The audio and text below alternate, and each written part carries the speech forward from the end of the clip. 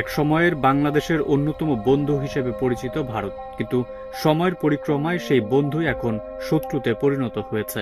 এবার তাই সীমান্তে কাঁটাতারের বেড়া দেওয়ার মতো করার নির্দেশনা দিয়েছে ভারত। কিন্তু কেন এমন নির্দেশনা? বিভিন্ন গণমাধ্যম সূত্রে জানা গেছে, জাতীয় নিরাপত্তার স্বার্থে ভারত বাংলাদেশ সীমান্তের অরক্ষিত অংশে কাঁটাতারের বেড়া দেওয়ার কাজ দ্রুত সম্পন্ন করতে পশ্চিমবঙ্গ রাজ্য সরকারকে কঠোর নির্দেশ দিয়েছে কলকাতা হাইকোর্ট।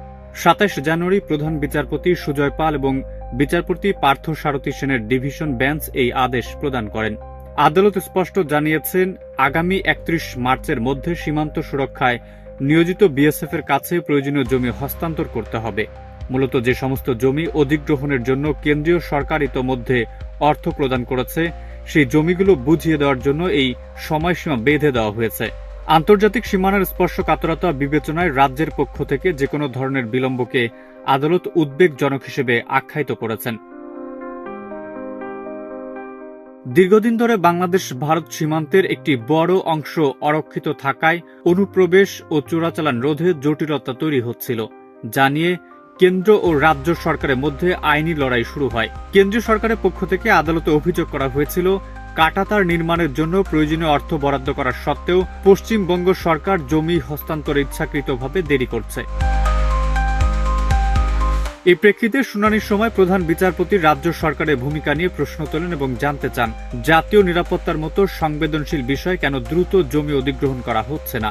আদালত সাফ জানিয়ে দিয়েছেন, সোশ্যাল ইম্প্যাক্ট অ্যাসেসমেন্ট বা সামাজিক প্রভাব মূল্যায়নের মতো দাপ্তরিক অজুহাত দেখিয়ে এই অতি গুরুত্বপূর্ণ প্রক্রিয়া দীর্ঘায়িত করা কোনোভাবেই গ্রহণযোগ্য নয়।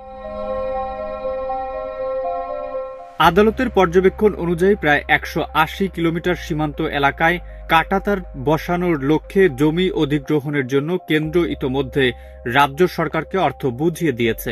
এছাড়া যেসব এলাকায় এখনো রাজ্য মন্ত্রিসভার আনুষ্ঠানিক অনুমোদন পাওয়া যায়নি, সেখানে জাতীয় নিরাপত্তার স্বার্থে জরুরি ভিত্তিতে জমি অধিগ্রহণ সম্ভব কিনা তা নিয়ে কেন্দ্র ও রাজ্য উভয় পক্ষকেই বিস্তারিত হলফনামা জমা দেওয়ার নির্দেশ দেওয়া হয়েছে।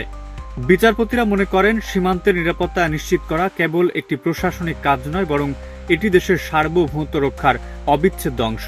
তাই কোনো আইনি জটিলতা যেন এই নির্মাণ কাজে বাধা হয়ে না দাঁড়ায়, সেদিকে রাজ্যকে সতর্ক থাকতে বলা হয়েছে। কলকাতা হাইকোর্টের এই আদেশের ফলে দীর্ঘদিন ধরে ঝুলে থাকা সীমান্ত সুরক্ষা প্রকল্পটি নতুন করে গতি আসবে বলে ধারণা করা হচ্ছে। আদালত আগামী ২ এপ্রিল এই মামলার পরবর্তী শুনানির দিন ধার্য করেছেন, যেখানে জমি হস্তান্তরের অগ্রগতির বিষয়ে রাজ্যকে প্রতিবেদন জমা দিতে হবে।